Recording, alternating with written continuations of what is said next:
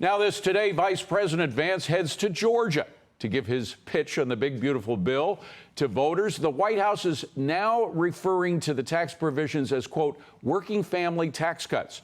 Georgia Congressman and member of the House Budget Committee, Buddy Carter, joins me now. Congressman, thanks for coming in. When will people really feel the effects of this law?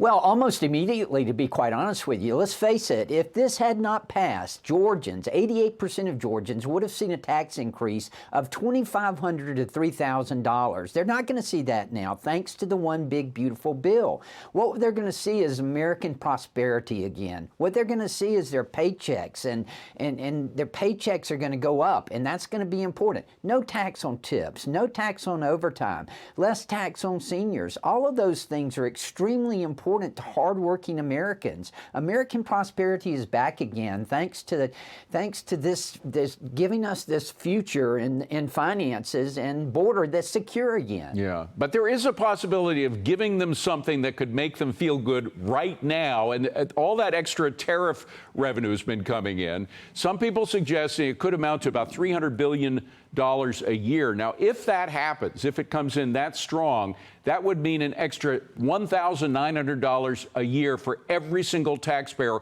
or $475 every quarter.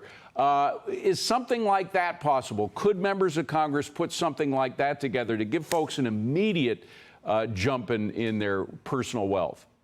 Absolutely, especially after the last 4 years of the Biden-Harris administration that has drained people. And, yeah, you know, they're suffering now. They're suffering from high interest rates, credit card debt. 1 out of 4 Americans has not paying their credit cards off right now because the interest rates are so high.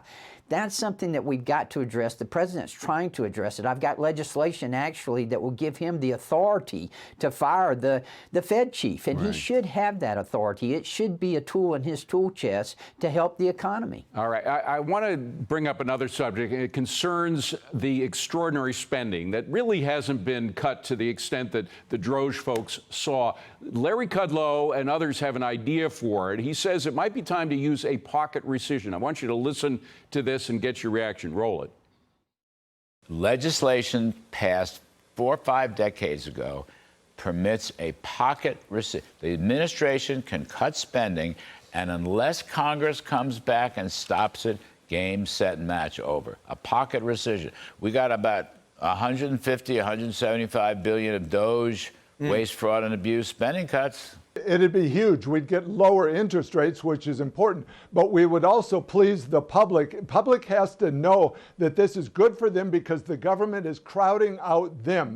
Congressman, there is a question. Do you think that the pocket rescission is constitutional?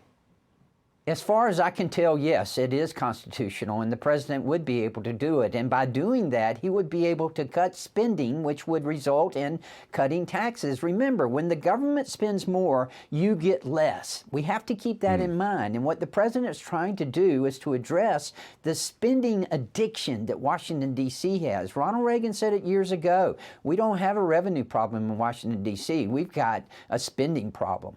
All right, Congressman, good to have you, and say hi to the president for us, or the vice president, forgive me, when he comes today. Thank you very much for being here.